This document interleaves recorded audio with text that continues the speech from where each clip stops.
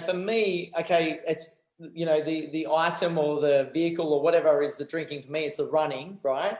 But it's not that. It's about having the mindset to stick with it, having the mindset to keep going with it, not being straight away from other people's opinions. I get constantly, how's your body feeling? Isn't your knees and ankles or, sore or whatever? No, I feel fine. And I'll keep going as long as I feel fine. And that's a big one that does keep coming up. On a more positive note than, I guess where people are coming from a standpoint with you, Tony, especially back in the early days, about, not wanting to get on board with what they're about as well. So more coming from a negative point of view, whereas people are coming, for me, in terms of running, coming from a concerning point of view, think about my health and well-being as well. Oh, but this brings up individuals' insecurities. So the individual's insecurities of, well, hey, I've been running and I run and I suffer a few injuries from my football days. And so, I have aches and pains and whatnot. And so perhaps it's about insecurities from people who are asking that question. But you've got your own reasons. And it doesn't matter what they ask you, right? And this is where it's about the mind strength. It doesn't matter what people ask you. You're strong enough to be able to keep pushing through. You have your own reason as to doing this, and it doesn't matter what anyone says. I've got my reasons for doing this particular, which in your case is your 7K per day, and so you're committed to it, right? Versus the interest, right? The interest side of things, versus you are committed to doing this, whereas others are just simply interested. They like the idea of it. Geez, it'd be nice if I could run the same amount as Luke, but I might start for a week or so, but it's a bit tough. I'll let it go. It wasn't really that important. Are you finding yourself looking at dogs more these days since you've got one yourself? No, I've got a dog park here, mate. So there's a dog park where I am. My little dog can't come here just yet because it's a puppy. We've got to go through the vaccination phase. But I'm right near a dog park. So no, not at all. No, I've come to this park. Tony Gallagher says, I was once told it takes two people to have a conversation and you don't have to listen. I think it's don't. That he says don't have to listen. I'm not sure around that. We might have to get a clarification from Tony. Well, it's just about control what you can control. It's about people's. What's the saying? The saying is what others say about you is none of your business.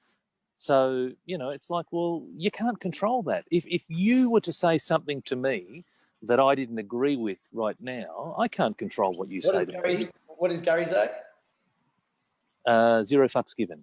Right. So, but it's about, you can't control that. You can't control what other people say. And also when people say it, I like, and I think you're a little bit the same, mate, I like to understand where has that come from. And as I said, it comes from a lot of people's insecurities. So where's that particular opinion come from? But again, I'm doing this for my reason. So go back to the point that Stephen said, 20 minutes ago, stay in your own lane.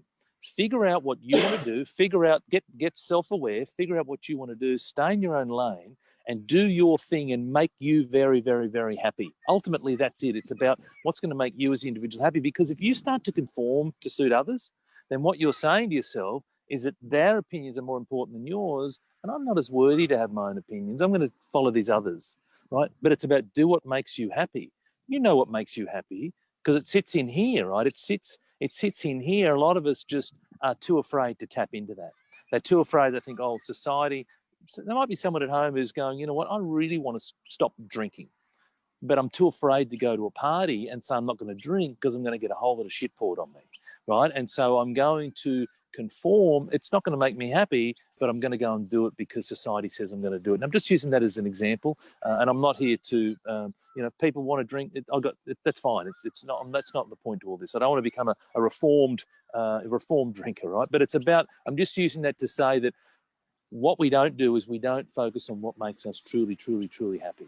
And that's what I want us to do in 2021 is to figure out what are the things inside. What happens when we're happy, Tony? Life is light. Life is amazing. And what else? Life is blissful. And what else? What else? What other effects can it have? Well, you can live longer. It's got health benefits as well. Being happy, you're calm. It's just a wonderful. You can spray that happiness out to other people. And you can spray. Effect, sure. That motivation, that drive for other people to seek something that what you got, you can influence by your actions of happiness. Look, you can. Ken Sure. said we're both, you both are amazing and very inspiring, which is great. Thank you, Ken. Thank you, Ken. Well, but here's I just want to go back to the point you made, mate. The whole happiness side of things, don't do the happiness to create influence or inspiration of other people. I just want to pull you up on that. It's about doing it for you. Now, if that's a byproduct of it, if it's like, hey, I've done it to make me happy, but guess what? Others have looked in and said, hey, wow, it's amazing. That's awesome, but that's a byproduct. If you do something for the adulation of others, right, and it doesn't happen, what happens, right? You feel like crap. And now your things that are out of your control, you're letting that dictate your emotional state. It's ego. Yeah, correct. Whereas if you say, I'm doing this for me, I'm doing this because I'm for the right reasons for me. And if someone happens to look into my world and say, hey, cool, like, can you help me or whatever? Like, I'm here to help people. I've obviously created a business out of it as well, but that's what I do.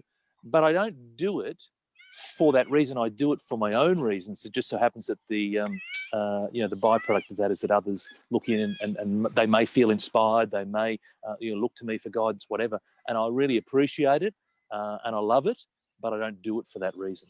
Yeah, and it's not having expectations on it. It's not having an ego around it. And that's super important, that, Tony, that you did bring it up. And I guess I came from that point of view or that intention, but to have some clarity around that for people that are thinking about it, because we know generally how each other think around these things, and got very similar mindsets around it. But it is good to have that clarity around. Ken says, I concur, Tony. I get shitloads of adulation just doing what I enjoy, says Ken. So, you're not doing it for the adulation, but it does come as a byproduct. Like you said, it's beautiful. A bonus to have.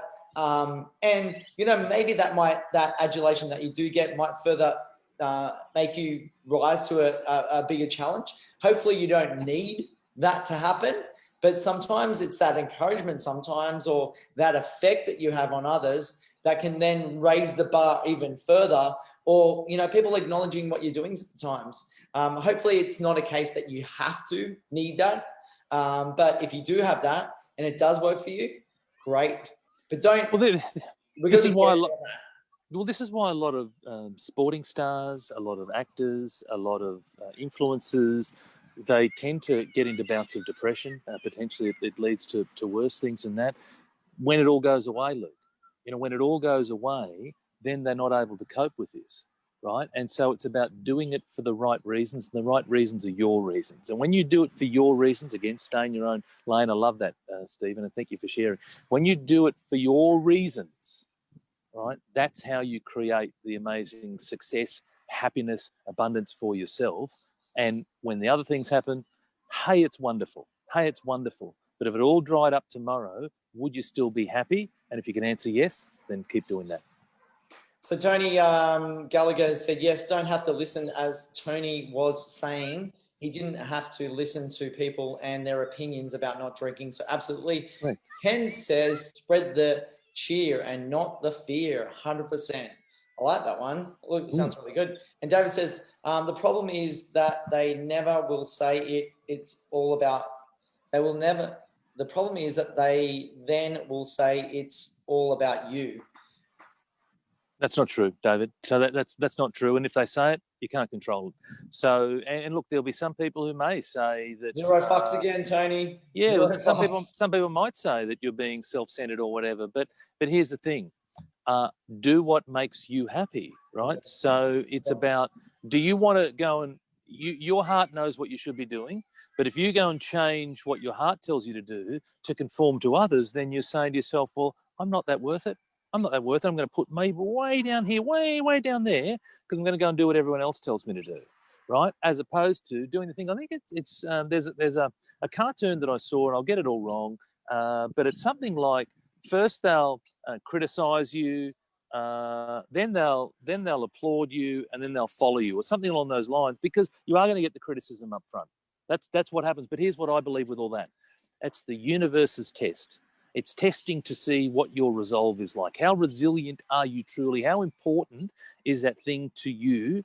And if it's not that important, then I go back to the comment I said earlier, that's the difference between commitment and interest, right? Is it really that important? If it's really that important, then you'll push through. You'll push through. There'll be negativity coming at you and you'll push right through. There'll be obstacles coming at you and you'll push right through because it means so much to you.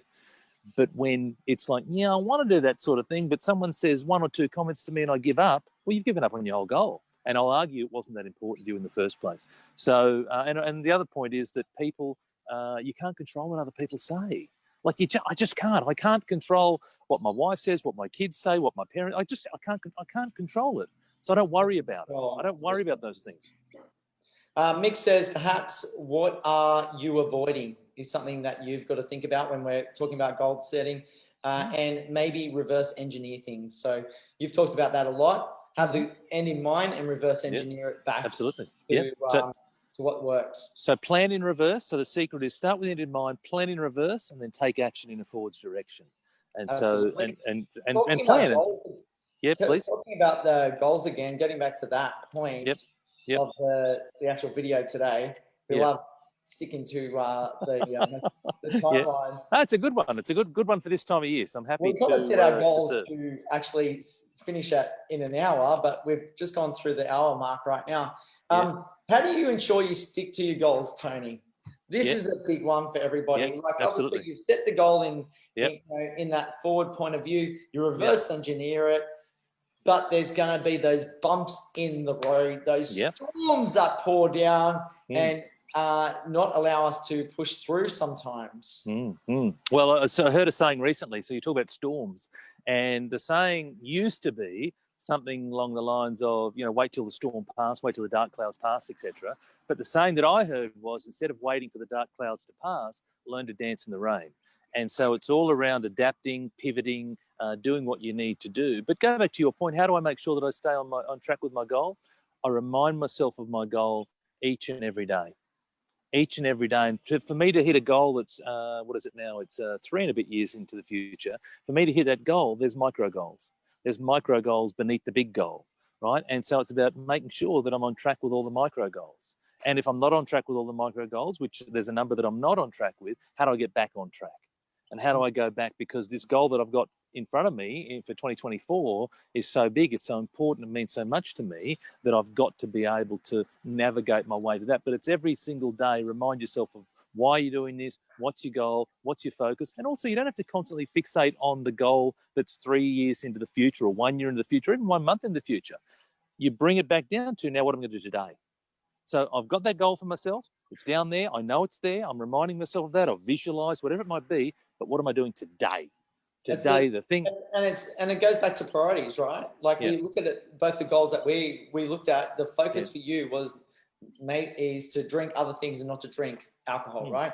Focus for me as having that priority of making sure that run was going to be completed each and every day at some point during the day. Often than not, it's a morning for me to do that, and that works really well for me. For other people, it might work to do it at night. So we've just got to make that daily commitment a priority in our life. Exactly. It's just gonna happen. But when it goes back to when your goal is important enough to you, when it means so much to you, you will find a way.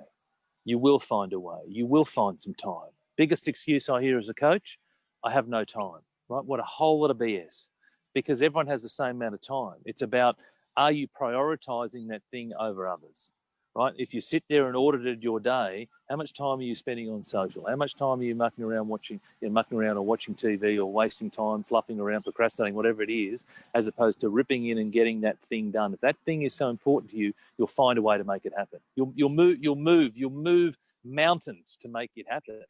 And it's about that's one of the biggest excuses that I have, and it is just that, it's an excuse. It demonstrates to me a lack of commitment to that particular task. Ken says, meaning you like to finish the session in 1 hour, but conversation is flowing, so you keep going. So I guess in relation to that, Ken is looking, things going well, so you keep going with it and it works for you. And maybe there's a flow in that, but then you've got to, think about where your priorities are And are you taking yourself away from something else as well? So yeah, so and there's times when we can't go the hour. You know, then like last week was an example where we had to pull up after 30, or there was times over the year when you had to do your other podcast or whatever it might be. So there's going to be times when we have to pull up and we've got to go and do something else. But there's times like today, it's a lazy old day. Tony, we adapt. We're flexible. We're nimble. But that's what we do as humans, So, and this is the thing, right? And I said this, way back when the coronavirus all started, when it started big time in sort of that March, when all the toilet paper was getting, purchased, etc. I said that's what humans do. Like, we're going to come out the back end of this, and we're going to be so much more stronger, resilient, better for the experience. Some people will agree, some people disagree, but my view is that 2020. They're going to be talking about 2020 for years to come. And there's so many positives that came out of 2020 for me. I mean, I had so many challenging things happen to me, but I focus on the how do we deal with it, what do we learn from it, how can I be better from it, how can I make sure that 2021 I don't repeat the same mistakes. There's so much. And you talk about meaning. It comes back to the glass half full, glass half empty. The most common example of meaning. How do I look at that glass? Do I look at that glass, same amount of water? Do I look at that glass from a pessimistic point of view or from an optimistic point of view? And some of us choose to look at it optimistically, and some of us choose to look at it pessimistically. It's exactly the same object. Yes, Luke? When and you use that glass half full analogy often, there, at your hardest moments in 2020, and I don't need to specifically say what they were, but in those hardest moments, how did you look at that glass? And I guess that's the big thing for people, because when we're talking about goal settings, you may go through those hurdles where there might be some really tough things that do come about. Yeah. How were you looking at that glass during that time? Yeah, I've got no doubt that there was times immediately after that I wasn't looking at it the way that I wanted, the way that I should, the way that I talk about. But those moments didn't last that long. Those moments were very, very short. And then I regrouped, I focused on my learnings and was able to pick myself up, dust myself off. And I had the most beautiful phone call from someone just prior to Christmas, and it was a voice message. And they just wanted to say that, and they know, the intimacy of what I went through last year, and they just said that they were just blown away by the fact that even though I went through what I went through and the enormity of what I went through, that I was able to still front up, and how I carried myself, and how I constantly looked at moving forward, and all the things that I talk about. And so that was such a beautiful moment for me, that someone recognize that. Now, again, I did it for me, I did it for my own reasons, but it's beautiful that someone actually took the time to call me, leave a beautiful voice message. And so my point is that, there's moments when, I'm not perfect. Like, there's moments when that happens and I go, oh my shit, oh shit, and I get into a bit of a panic mode and whatnot. And there was, because there was some extreme things, but then I processed it. I focused on my teachings. I focused on the things that I teach others with, and I was able to move, constantly look at moving forward. And again, I look back with 2020, and yes, there's some horrific things that happen.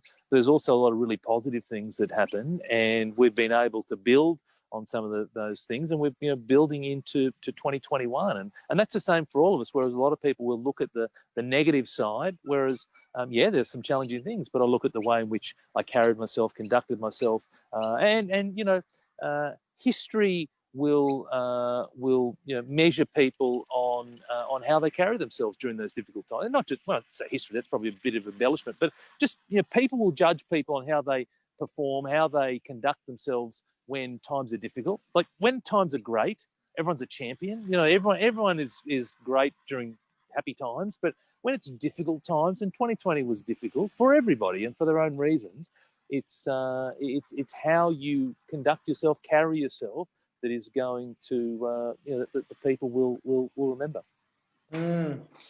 Really good one on goals today.